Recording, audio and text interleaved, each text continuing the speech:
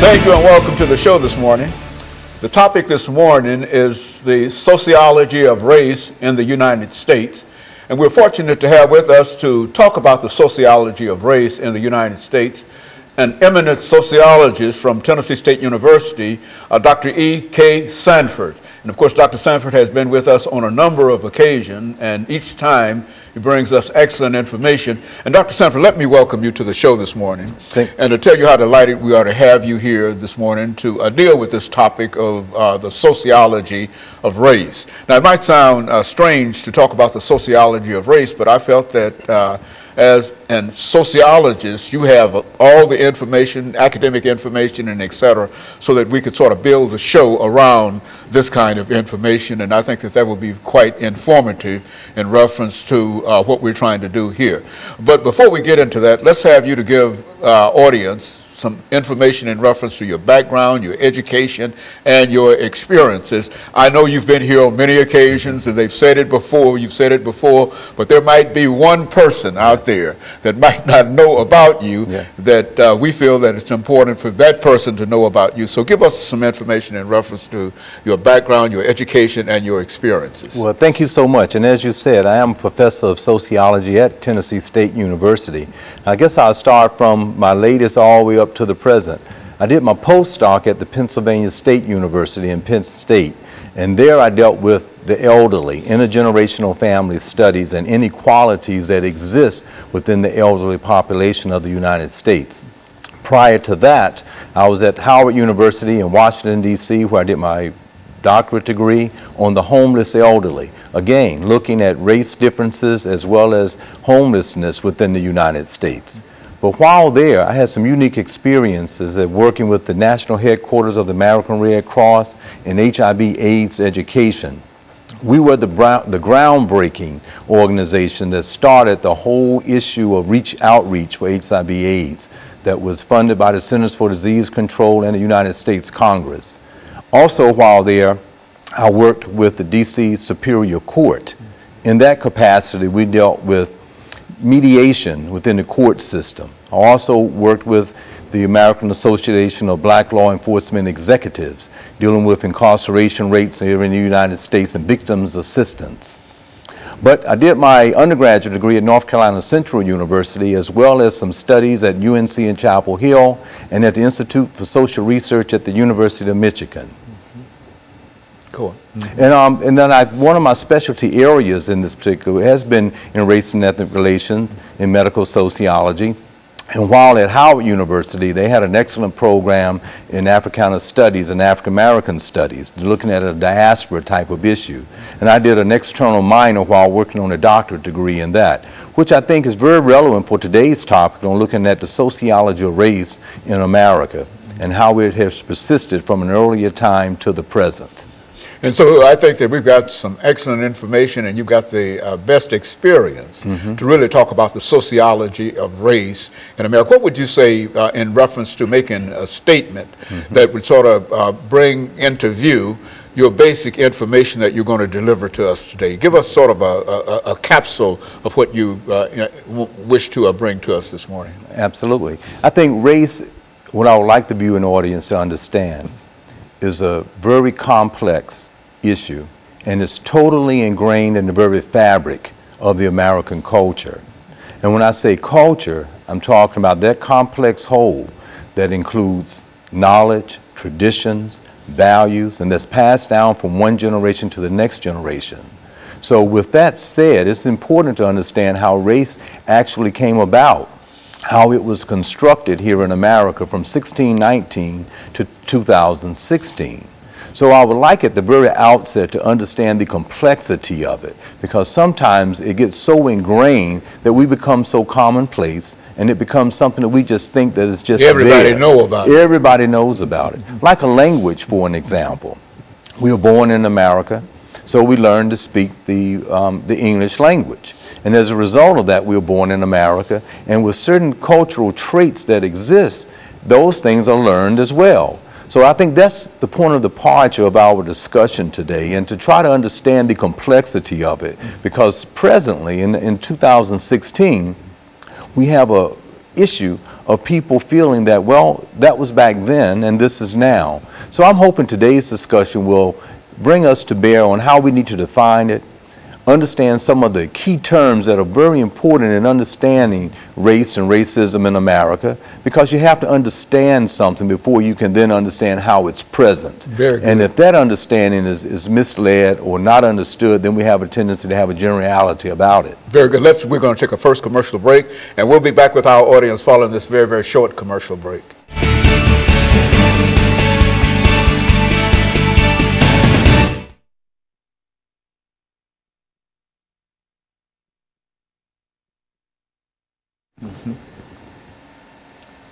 And so what I'll do, I'll just introduce the show again, and you do just as you did this time, just take it on. Okay. And I'm over here, you know. All right. And I'm trying not to put any information, that's all right. in your audio, and but I'm over here. You just see me moving. Oh, I understand. Shaking my head, whatever, you know. Well, that's excellent. Yeah, that's what we want to start doing. That gives us. And I'll just introduce the show again, and then turn it over to you.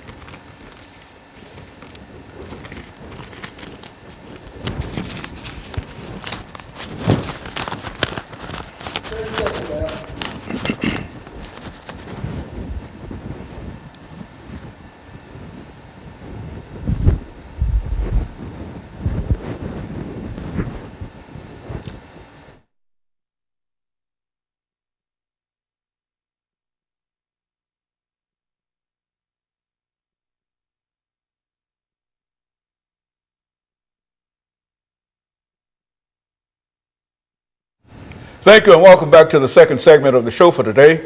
We're talking to Dr. EKSanford from Tennessee State University, who's giving us some sociological information in reference to race in the United States. Dr. Sanford, let's see if we can pick up where we left off during that first commercial break by giving you an opportunity to further elaborate in a real sense upon some of the things that you feel to be important dealing with the issue of race in the United States. Well, thank you very much again.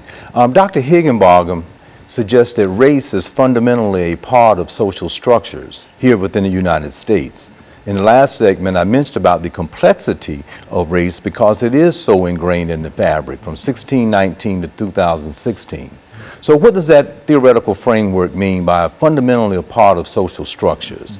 If we think of the 10 major institutions that make up the society, such as family, such as economics, such as education, such as medicine, such as the government and politics, entertainment, mass media, law, all of those types of characteristics that make up the society, Higginbotham would suggest was ingrained in a very racist way toward African Americans and other ethnic groups in America, and that it still persists as we think about how culture is defined as something that is passed down from one generation to the next generation to the present time here in 2016 and ahead.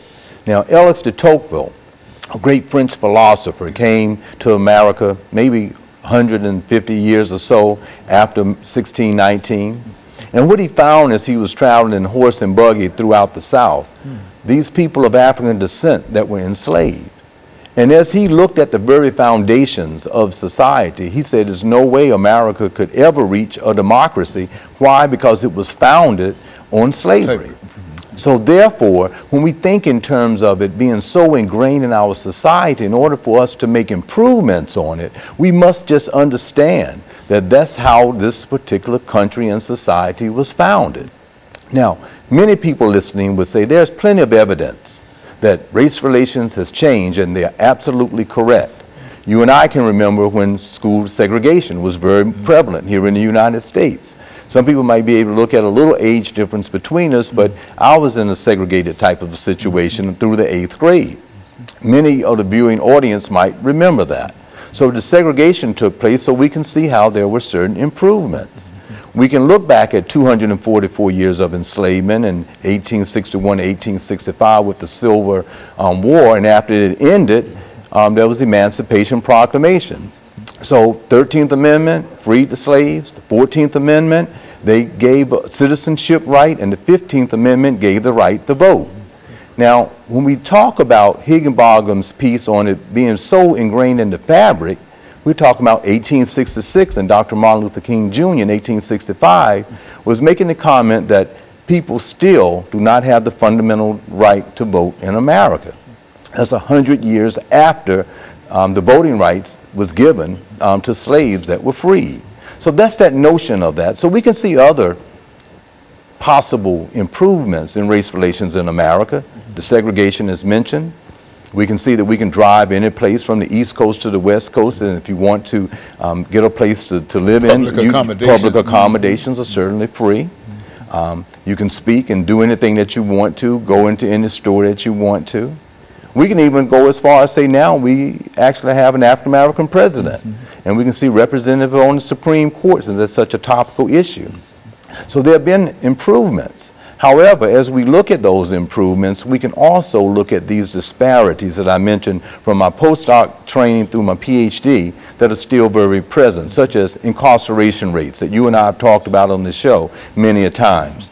Those disparities, if you look at Dr. McIntosh's piece, after slavery, that so many people of African descent were incarcerated and then sold out or given out to owners to make money. Presently, when you look at the incarceration rate, you still see a large amount and the highest percentage of African American males that are in prison. When you look back at an earlier time period in our history, you can see that people were fundamentally lynched and killed. Well, today you say, well, how does race is so much a part and ingrained in the very fabric? Good. When you see someone that may in that institution may have broken the law and someone is shot, that in the subconscious of that person, they still might shoot a person 14, 15 more times. Now, if you just think about, if you go hunting and if you shoot a deer or any animal, you might shoot them one time, as a good shot is done. You don't think about shooting them 15 more times. So we can see how something within the subconscious really is still present within our society as an indicator. So in sociology, we have to have a very clear definition of race. And race is fundamentally defined as viewing someone's attitudes and beliefs of someone's physical characteristics, such as skin pigmentation, hair texture, those things that are just obvious, and a notion of inferior and superior ideas about those physical characteristics. Now again, how is that so ingrained from an earlier period and still very present within our culture today?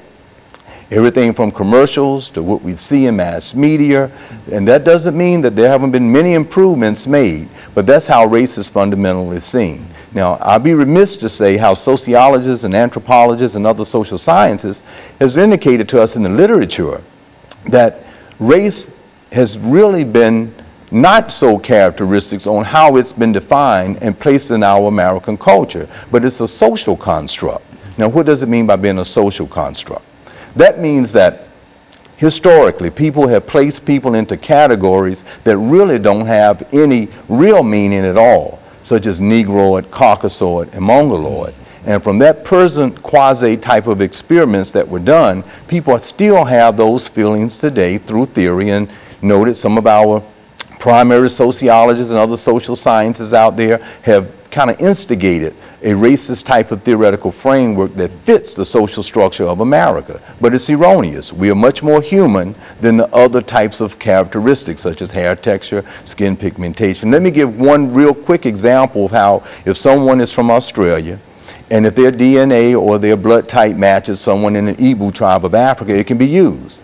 If there's a physical part in a human being that now in our postmodernist technological stage of living that can be transferred for someone else's parts, it can be done. So we are much more alike than we are different. Good. But however, here in the United States, from slavery to right now, it was socially constructed that there are these differences. And that's why I started the conversation off by it becomes so ingrained in our culture that we are forced to check certain items and to say that we are this category or the next category. And we have to question to what degree does it have real meaning or just erroneous meaning. And so what we'll do, Doctor, is to take this second commercial break, and then we'll come back and sort of round this up for the day. And we'll be back with our audience following this very, very short commercial break.